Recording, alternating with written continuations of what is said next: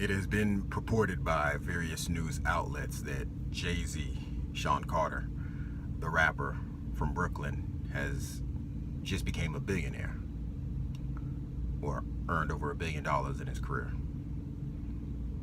Or I think he has a net worth of $1 billion with all of his assets added up. Now, the fascinating thing that I sort of extract from this event that just occurred, or the news of him becoming a billionaire, is that everybody, they seemed happy, they seemed elated, they were happy for him, but it's almost as if everybody in the world was shocked except Jay-Z. Now, let me clarify when I say this. Of course, Jay-Z knew his finances. He knew how much money he was making and how much effort he puts into his business ventures, his craft, and rightfully so. He should reap the benefits of his labor. But this goes back in the mid-90s when Jay-Z started really from humble beginnings, and he even started before that. But his first album, Reasonable Doubt, his first solo album, nobody in their right mind thought Jay-Z would be worth $1 billion someday, except Jay-Z.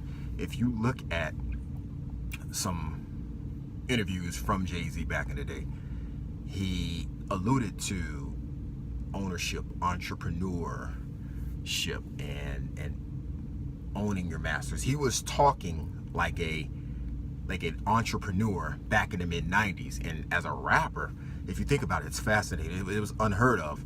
Rappers were more concerned with being superficial, materialistic, and letting people know how nice they are with their raps and how much jewelry they got. Jay-Z did some of that too, but he was very savvy in terms of what he wanted out of hip-hop. Like, he wanted to basically maximize his earning potential, and he knew that early on. And nobody in the world, I feel safe by saying this, nobody in the world truly predicted Jay-Z being a billionaire at that time. And the reason I bring this up and I'm talking about this is because from his humble beginnings, and yes, he engaged in nefarious activities, selling drugs and being involved in that type of lifestyle, but you have to give him credit for reforming, taking what little he had and being able to expand that to at an exponential rate that a lot of us can't even fathom. A lot of us cannot fathom $1 billion. It's easy to say it, but $1 billion is, I think, 1,000 times $1 million. Like that, that's difficult to fathom. I think that's correct. Correct me if I'm wrong, but I think that's what $1 billion is. Like, it's hard for me to process that. But kudos to that brother. He started from very humble beginnings, and just do your research. In a lot of early interviews, he was talking like an entrepreneur, talking like an owner, and he was just a up-and-coming rapper at the time. He wasn't even the most popular rapper at the time, but he understood his worth.